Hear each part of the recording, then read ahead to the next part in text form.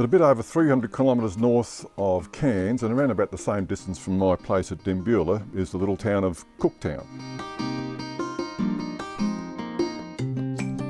Most people already know that Captain James Cook marked this location after beaching his ship here for repairs at the mouth of the river, which later became known as the Endeavour River.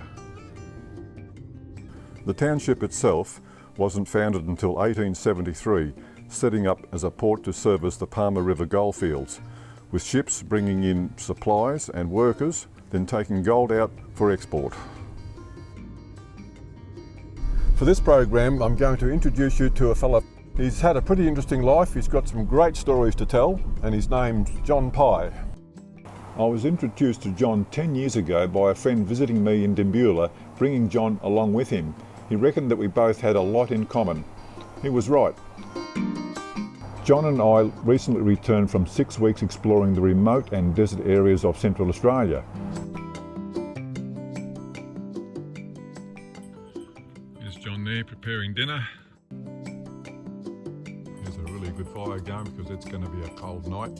There's Clifton there, she's running free, and we've just got that bell on her so we can sort of keep track of where she is. You can see all this stuff laying around on the ground here. It's thin sheets. The mineral that's, well, a type of calcite, and if we put it up to the sunlight like this, you can see that it's fairly transparent and very thin and very brittle. That's a story for later on. Well, we're on the Endeavour River here, and in spite of a bit of early rain, it doesn't really detract from where we are. It's just a beautiful spot looking back upstream here. But anyway, John, you've done some interesting stuff with a catamaran over the years. How did you sort of get started on that? And where did you go? What did you do with it all? Well, I've sort of been fooling around with boats and that for many years, you know, even from as a school kid, and finally migrated up to the north here. I came originally from Moreton Bay area, and then Harvey Bay, and then now Cooktown, and I had small catamaran, something that was good in shallow water, and I used to just go up the coast here and in and out of the rivers and islands and that, and walking a lot on the coast, and and done many trips up here, you know, and sort of thing, and that was sort of the story with the little cat, you know.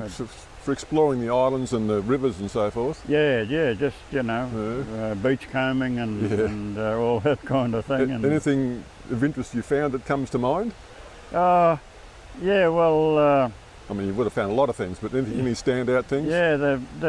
I found an inflatable boat on Newton Island up here, which was a perfect condition. Must have come off a research boat, I think, a government boat of some sort, and it'd be a good quality one.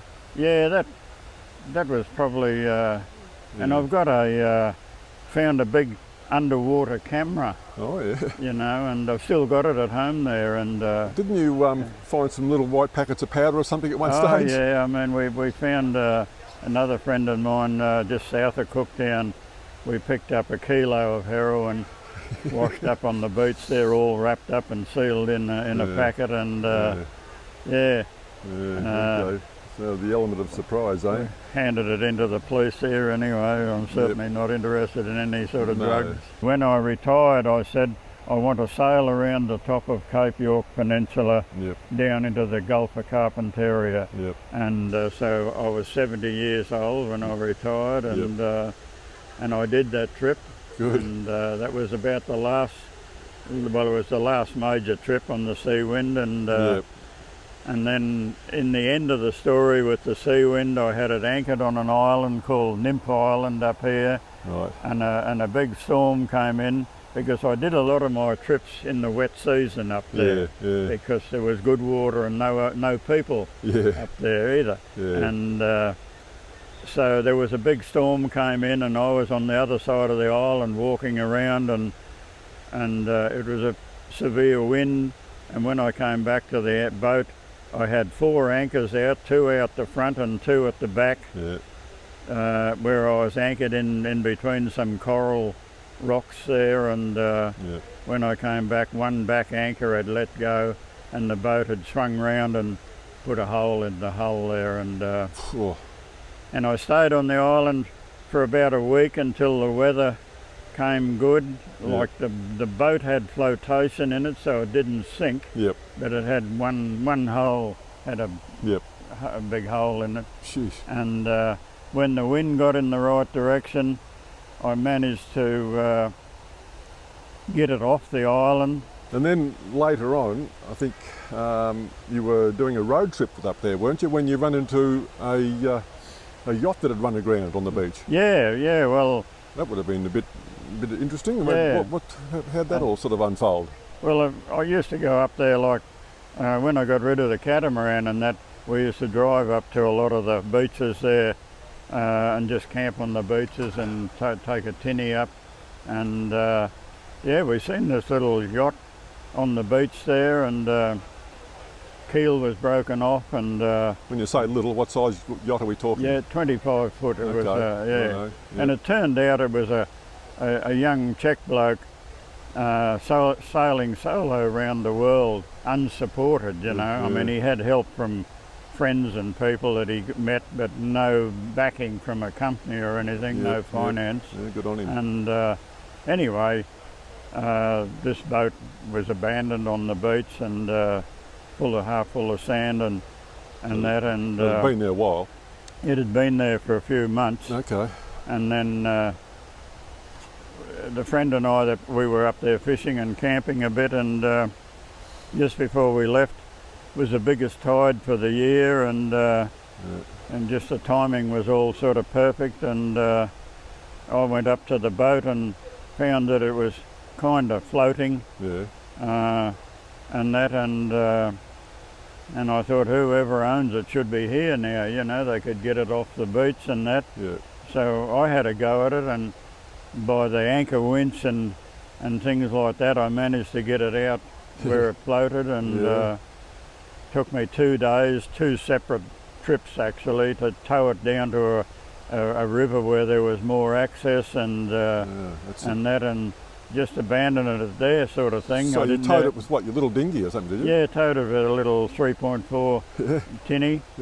And and you did all this on your own? Yeah, I was on my own then. The mate had already come back to Cooktown, and luckily for the young Czech bloke that owned it, he'd put his website on the nose of the boat. So when I got back to Cooktown, a friend that into computers and that, we traced it all down and caught up with him. And so had he gone back to Czech? No, he was living in a tent, camping on somebody's place in Cooktown there in a little tent, and hoping that he might get some help. But he had no money and very little English. He didn't hardly spoke much English, and so he was wasting his time really with what he was trying to do. But so when I told him that I had the boat safe in a creek up there, it was still leaking water, but it was floating. But I anchored it up against some trees, you know, where it couldn't sink. So he believed you that you'd salvaged it? Yeah, he didn't for a start. He wouldn't believe it was possible, but in the end, and of course then he was all fired up to I bet he was. To get it. And but then he couldn't get in a trailer or anything or anybody to help him, and in the end I sort of unloaded my catamaran off my trailer and took it up there, and I winched the boat out of the creek. With him came up with you, did he? He came up with it then, and so you got the little yacht back into the river, and then you did a road trip up then with Martin, and it was a bit of a go track getting it back out, wasn't it? Where the boat went on the beach, there was almost an impassable track to get in there. I mean, you could get in there, but it was seriously rough. And so where I put it in the river there, or the creek, was called the Wakuka. We winched it out of the creek, and it sort of sunk the trailer in the ground, you know, so we could slide it straight on, and brought it back here, and more or less He stored it of people he was staying with in Cooktown in their yard. Then he went back to the Czech Republic, and I think he got a bit of money from his grandmother or something over there. She was sort of supporting him a little bit, and then he brought another friend from over there who was good at repairing boats and building houses, timber worker, and they repaired the boat. It took over a year. Did it? In Cooktown here to repair it. You know, the boat was fully loaded, everything was still in it, all been underwater, of course, and in a bit of a mess. And then it went back in the river here, but then it was too late in the year because his next leg of his round the world trip was across the Indian Ocean, and it was cyclone season coming. So we built another temporary trailer and towed it out of the water and left it high and dry, and then I went back to the Czech Republic with him.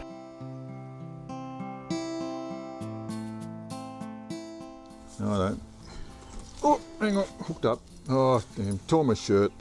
Look at that. Oh well, another $50 shirt. Here you go. John was born in Southport, Queensland in 1936. He had been visiting Cooktown in the 1980s and had been doing various jobs around the region. In 1990 he decided to settle here, bought the land and built a house.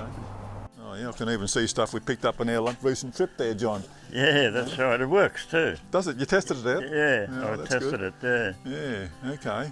Yeah, that's an old piece of mining equipment that's rare too, because slip in there and explain that a bit better. I've never, worked with geologists and roamed around old mine sites and that, and I've never seen another piece of machine like it. No. But this is not part of it here. No. This is the door off an old boiler. Yeah. It's designed, it's like a big cone down in there, and you put your ore in there, and then you turn the handle, and it oscillates this around and round, so the cone is going round and round like this, and then when it's fine enough, the crushings they fall out the bottom, you know. Yeah, it's a pretty special piece. It is, I know it's as rare as buggery, you know. Yeah, that's right. What boat you got there, John? Yeah, that was a tender from one of my sailing boats.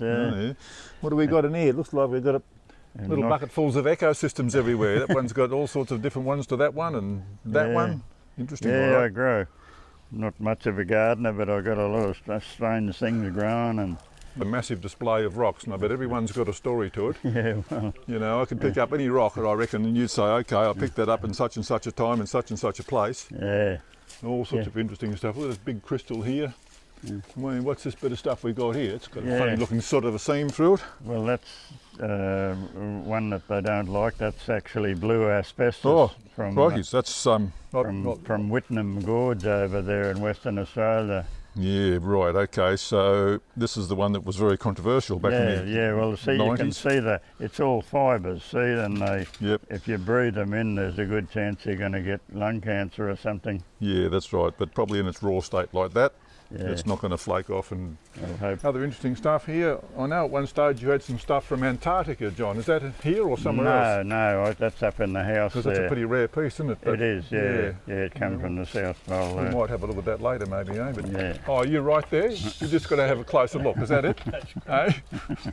We looked after and trimmed up a lot. Yeah. Do they? Okay, because I don't know much about growing. No, they finish up growing into a tree and not so good. Yeah, right, eh? Yeah. What's this interesting little post you got tucked away in there, John? Yeah, this is a railway sleeper off the Cooktown to Laura line, and the property that it went through, they picked a sleeper up and made a gatepost out of it, and it's still got the railway spikes, they're loose ones there, but see those two down there, they're still embedded in the wood. So right, eh? There wouldn't be many of those left. And no. Look at that, they've shaped it all up here for the hinge. Yeah, that's where the hinge was on. That's right, forged out of a big piece of steel. Gee, that's a beautiful bit of work, isn't it, eh? And a lot of hours just chipping these out. Yeah, that's right, yeah. You know, with the mortising axe. Yeah. Oh, well, so we're venturing further down the back here. And what are we going to find here? Look at these big blocks of steel you got here. Is they solid? Yeah. Jeez. Yeah. Don't know what they were, but there's two of them, two like big wheels, but they're solid iron. Yeah, that's right. Yeah, this is a old blacksmith shop here, which doesn't get much use. Oh well. Is that a buffalo forge? Old buffalo forge, yeah. Isn't that a beauty, yeah? Sort of thing, and Yep. the And this is where you do all the firing and the stuff? forge and that is there. Yeah. Yeah. And then we've got the old anvil Oh, gee, here, sort of thing. Yeah, but it's rung out a few times to a Yeah. striker and a That's right, and yeah. the blacksmith, eh? And this is an old vice here. It's like the old time blacksmith vices that used to have the leg on them. Yeah. But this one's been designed to bolt onto a bench. Well, I haven't seen one like that. Huh? All the ones I've seen have had the leg on them. Yeah, that's go the onto a original post. old one. There's an old one up the other shed there. Well, this drops away to a little bit of a creek here, John. It's even got some water in it at the end of the dry season. Yeah, it's just about finished now. It's later in the year, and It can get a bit of a fair flow though, does it? yeah, it gets probably waist deep Right. when there's a big storm and that on, and Yeah. And so, and it looks like here you've started to build a bridge. yeah, I've started to build a bridge here and never finished with it. Yep. I mean, built out a railway iron and all that, and Yep. and there's a deep water hole underneath here. Yes, it is a little bit old, isn't it? Just don't lean over too far, otherwise everything will fly out of my shirt pockets and end up down there. That's right. There's an interesting looking old Yeah, poles. well, they're a Look at the taper on that. Yeah, that's right. And so they're old telegraph poles, Yeah, aren't they? they're all telegraph poles. Yeah, those big ones underneath, they're hollow Yeah. pipes. And Yeah. you know, I was building this bridge because there's a gate back here, and Yeah. that's the street back there. So I got a back entrance if I wanted it, but I Yep. sort of realised it was I'd never use it. But yeah, this is Hog Street actually. Oh, I saw the name Hog Street when I was walking around this morning. Mm. Very good. But yeah, this is just another shed with all good bits and pieces Yep. in it, and Yes. Pulleys and there's rill all stems sorts and- of things in here. There's a couple of jack pumps buried in underneath really, there somewhere, Yeah, and no. little fellas. And Yep. underneath here, there's tyres all put down along here, right over to there, Yeah. and they've got the wall. Well, they're full of rocks anyway. Yeah. I just because drums rust away, Yeah. so I just use the Oh, I rocks. see. You got rocks and Yeah, tyres here. this was all flood prone here. The Right. flood, there was a metre or more of water down there, Yeah. and I've got these tyres all filled up with dirt along here to keep, and level this up here. So Yep. There we are. Back to the bridge. yeah, Well, Clifty, we're not going that way. a little bridge I've got over the creek here. Yeah, love the safety rails, the handrails, John. Fantastic. Then there's a substantial concrete and stone wall here that would just be leading behind us here. A lot of work in building that. Yeah, there's a lot of cement work went in there. Yes. Oh well. You haven't never had a fire get away down here because it'd sort of go pretty well amongst all It the would, bamboo leaf, especially wouldn't it? bamboo is bad news for fires. Yeah.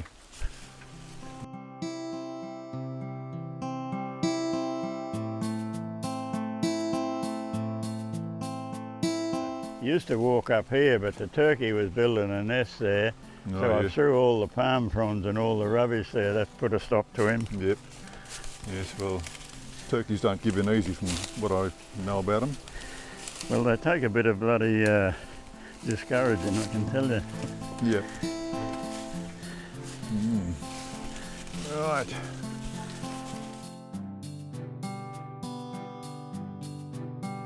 This is when I built the house here. I was a bit worried about cyclones and that, and so I built a solid. It's all concrete box really, Yeah. and Nice and cool. made a tank stand out of it as well as a cyclone shelter. Yes.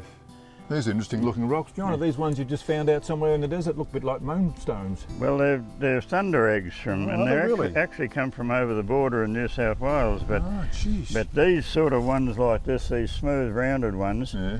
they probably haven't got much of interest in them. But this type here, Yep. with all this sort of Oh yeah. joins around here, Yep. that'll definitely be a good thunder egg inside, Jeez. Under here, there's a lot of old stuff hanging up under the bloody walls here, This old cowbell here, or bullock bell, I know the story of that.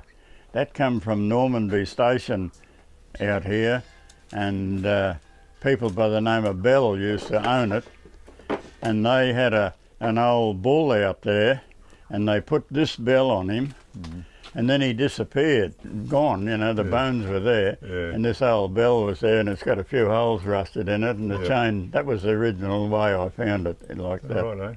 It's been laying there for a few years. I used to work on drilling rigs, was one of my sort of jobs at one time, and there's a bit of old stuff here, and there's a bit of a story about this. This is a diamond bit.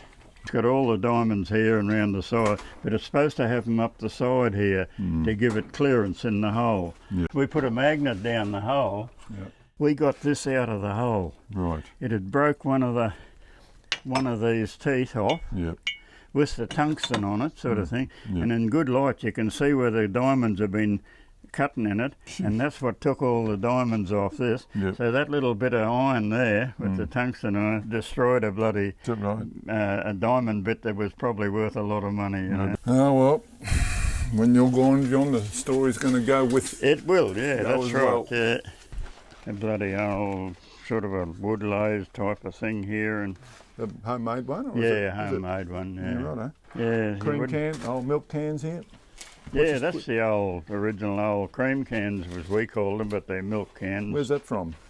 What's that? Where'd that come from?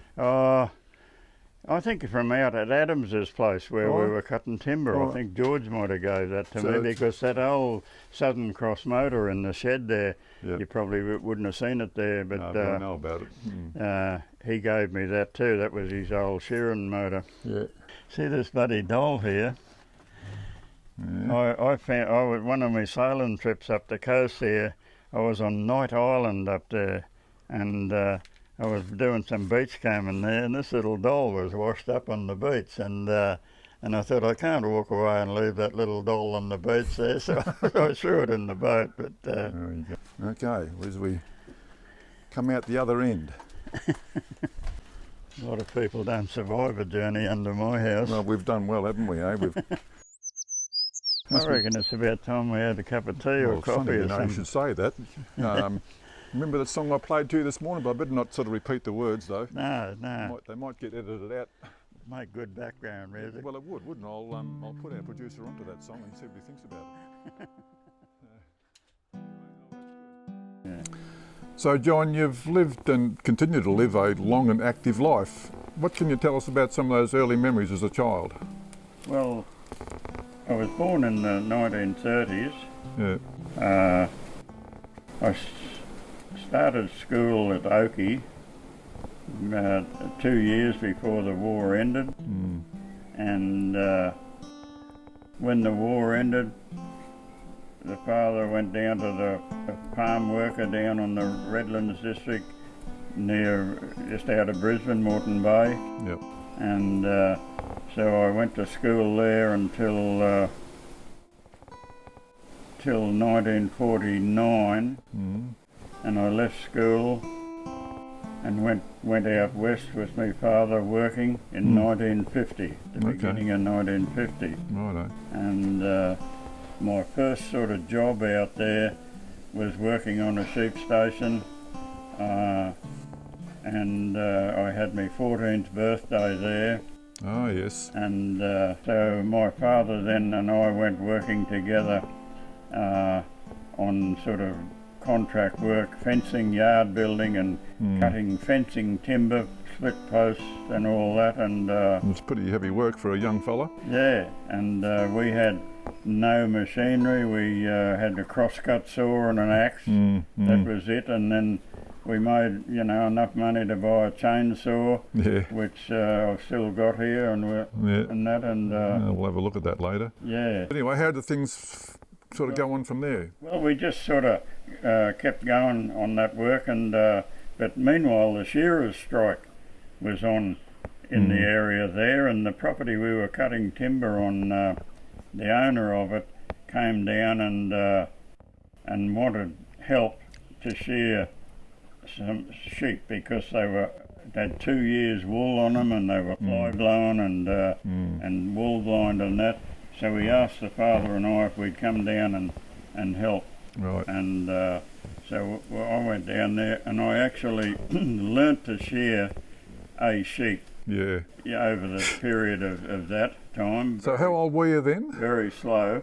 I would have been about maybe 16. 16, yeah, yes. In the middle of the 1950s anyway. Well, of course, in those days, boys became men at a lot younger age than what they do now. Yeah. And so, yeah, that was, because it's tough, it's hard work. And learning to shear a sheep is something that doesn't happen overnight. It's hard and a long process. But anyway, continue on, John.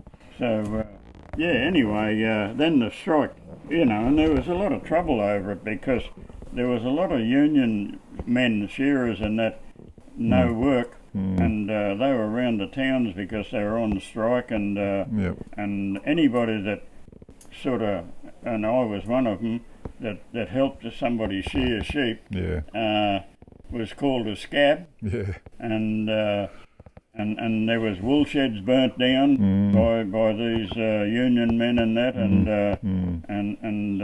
so I wasn't going to go to town for a long time there because I just stayed at our camp in the bush, and because the word had got around that I'd helped this property owner shear his sheep, and they were going to kick my ribs in if they ever caught me. And but anyway, then the strike finished, and then I took a what they call a learner's pen with contractors there, and then I became a shearer, and then did a couple of years shearing,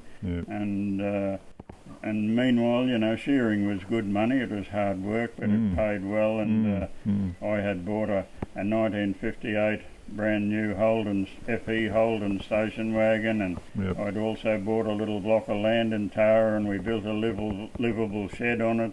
And you've done that out of the proceeds of shearing? Yeah, all from that. That's good effort. And I mean, and also the beginning of all that story, when we went to Cleveland down there to go start school there, the father borrowed £200 to buy a house, and he hated debt and wanted it repaid as quick as possible. So when we were working together, I never collected any money. That just whatever we earned went to pay the debt off.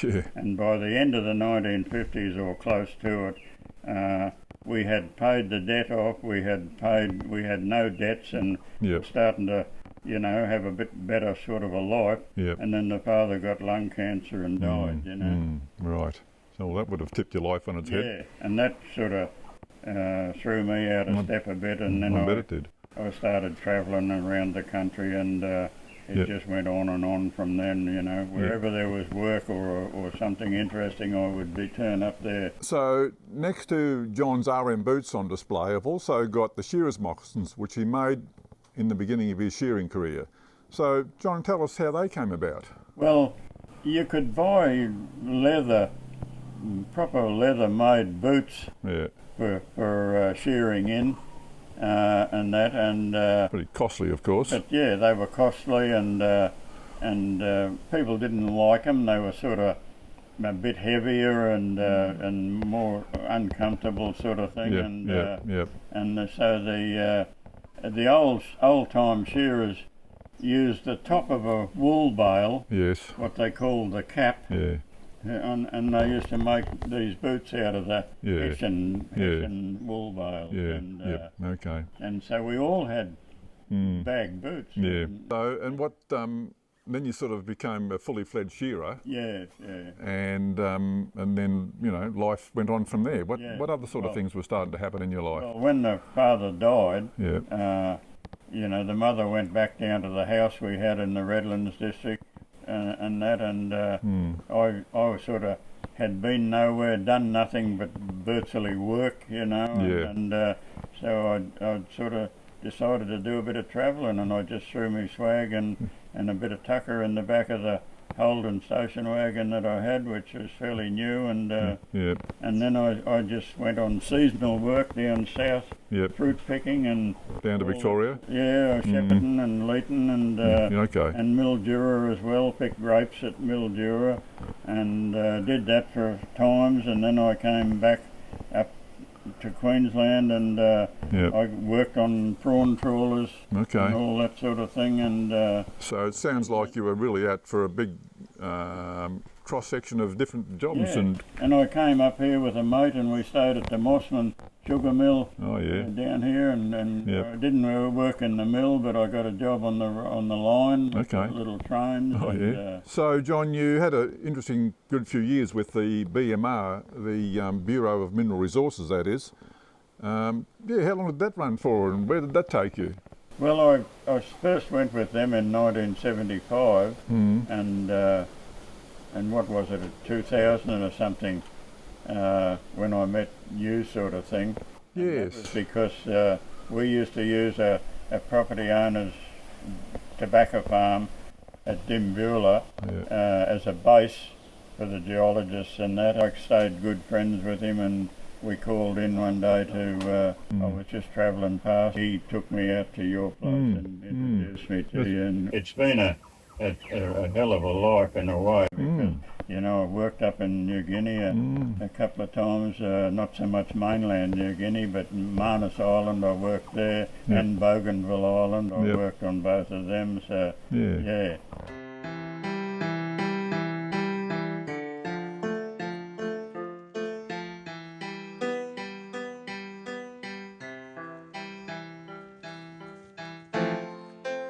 Okay. What have we got down here, John? Oh, just a couple of old sheds full of rubbish. Let's go and have a look anyway. We've got a crosscut saw in there that the father and I used when we started in the timber. We had no equipment at all, just an axe and a crosscut and some wedges and all that. Yeah, and a tube of elbow grease. Yeah, and a lot of hard work. Yeah, that's right. And, it's a bit of a story about all that then, eh? Yeah. Okay, let's see if we can find them back here. So we're going in here to have a look at these old crosscut saws, and they've probably been sitting up in the corner of the shed ever since the shed was built, I'd imagine, eh, John? And there they are, up there on the back corner. I'll jump up there, John, and see if we can... Yep.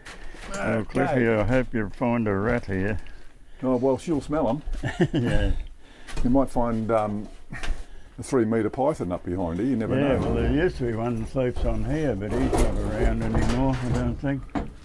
Right, here we go, look at this. Yeah, so this is the one... No, that's not the one we use. There's got to be a little skinny one somewhere. Okay. That's the one. That's it. So here's the old crosscut saw that John and his dad used. Yeah. And it's been specially modified, or not so much modified, but it's narrow that way, so as to create a lot less drag when you're pulling it through the log. Yeah, because the logs, they were nearly all hollow trees that we were splitting fence posts out of, and some of them had dirt and that in them, and it would sort of grab on the side of the saw, so the big wide saws were hard to pull through the log, and this little skinny one was good, and it was a very fast cutting little saw actually. I bet it was sharpened up before it was put away. When we started on the timber, we had no equipment really at all. The father just had crosscut saw and an axe. We always had good sharp axes and just some wedges, and eventually we bloody got enough money and bought a chainsaw, which is in the other shed. We'll have a look at that in a minute or two. Well, these are interesting things, because this used to sit next to the old wood stove, hanging on the edge of it, and that was the hot water supply. And there it is in here. This is a chainsaw we bought, and it's a 1953 3 model chainsaw, and it's all complete. I mean, we never ever used this handle on here because it restricted the width of the log we could cut. Yeah, of course. And in some of the photos that we've got here, you can see that I was on one side of the log halfway through and then round the other side to get the... Yeah. And... But so this is 1953. It's got a hand clutch on it. Yeah. And it weighs a fair bit compared to... yeah, it's a heavy old saw. Yes. They'd make about 5 chainsaws out of the equivalent weight by today's standard, I think, because there's a lot of weight in that. Yeah. In fact, they'd probably make more than 5 chainsaws. But what a beauty, eh? What a ripper old antique that it is. Yeah. Oh, that was a stop button that used to be on. Yeah. Oh, there's another one here. Yeah, You know. yep, okay. And, wow. Yeah, well, that's a...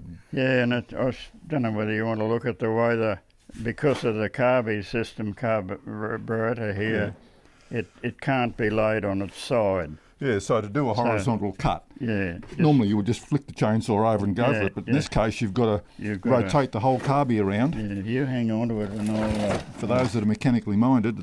You've got to pull this pin out of here. Yep.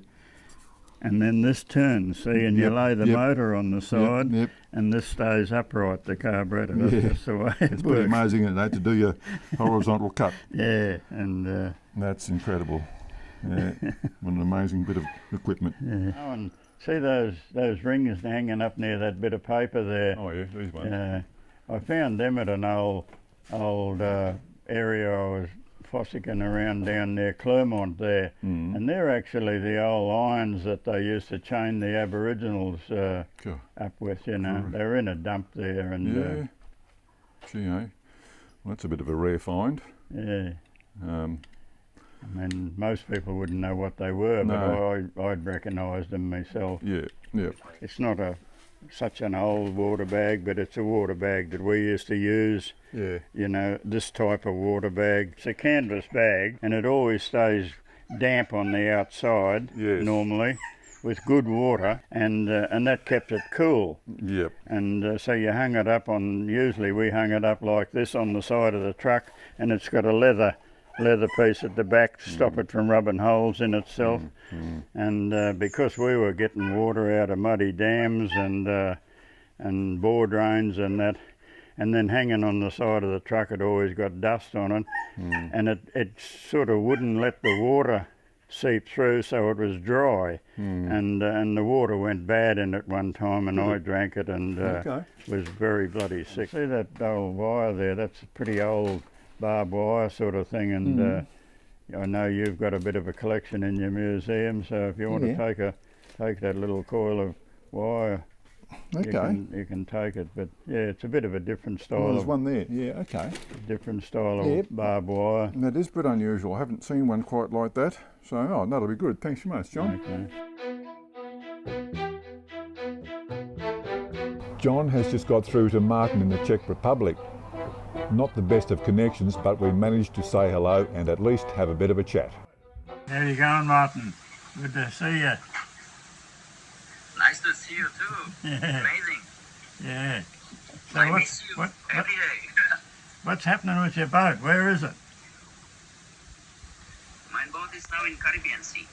It's what? The Caribbean. Oh, Martinique. in the Caribbean still. Martinique. Yeah. In the Caribbean Sea. Okay. But this year I would like to move the boat back to Europe. Yeah. Okay. Because I came and then the COVID came. Yeah. And I could move the boat close by to my country. That's right. So for that the boat stay there. But we have another boat close by. So You've got another boat? we are every year we are there, and I'm working on the area. Oh yeah.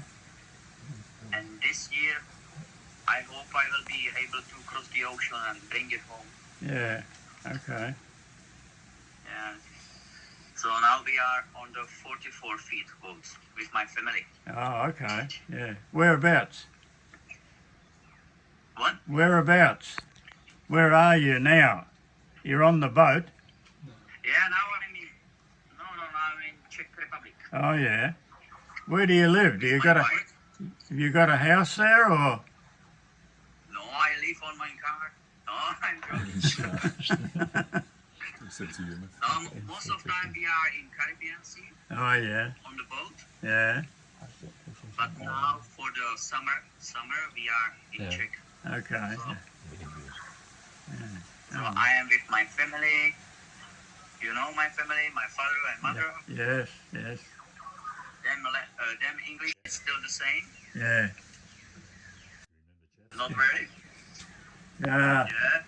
And then for this moment I'm on the house of my wife with them parents. Oh yeah. Okay. Yeah. We have a small lake here, so You looks good. How's Tina going? Is she good? Who? Tina? This I is cannot good. hear you. Your wife, Tina. Tina, oh, she's here. Is she good? Yeah.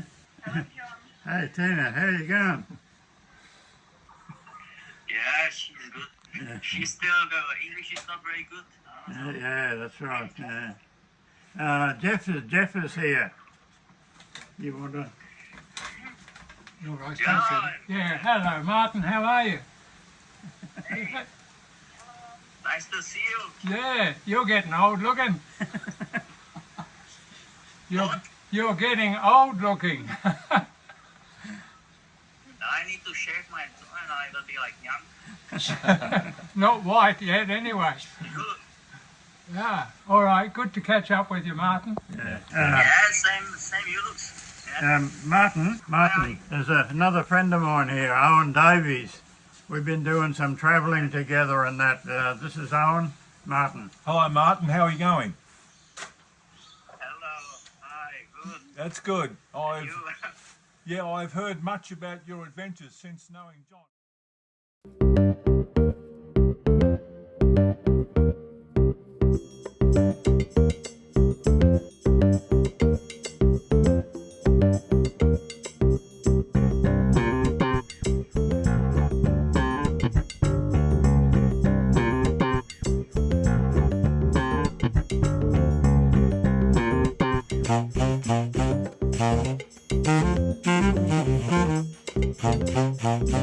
Yeah, Owen, this is a coffee tree growing here, and if you want to make a brew of coffee or something, it's got the coffee beans on it. Well, I'll tell you what, you do all the preparation work and I'll come and have a coffee with you one day. It's a pretty involved process. I'd heard that. Excellent. Making coffee and I that. thought I'd try and palm it off onto somebody else. Yeah.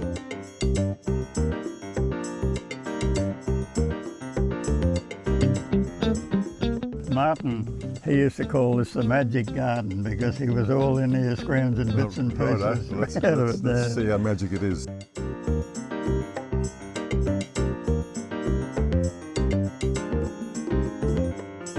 I had a bloody drone here one time. Did you? It crashed in the bush in the creek here, and I was down the back and I could see this white thing through the trees. Yeah. What the bloody hell's that over there?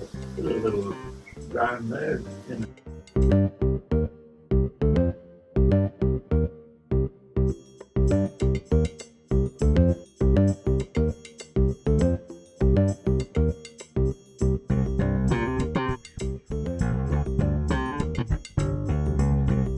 I guess, you know, when I was a kid and that, 88 years old seemed to be a unattainable age. Yeah. You know, it just seemed to be so far, such a great distance. Yeah. And here I am now, 88. That's and right. And still looking forward. yeah, that's right. Yeah.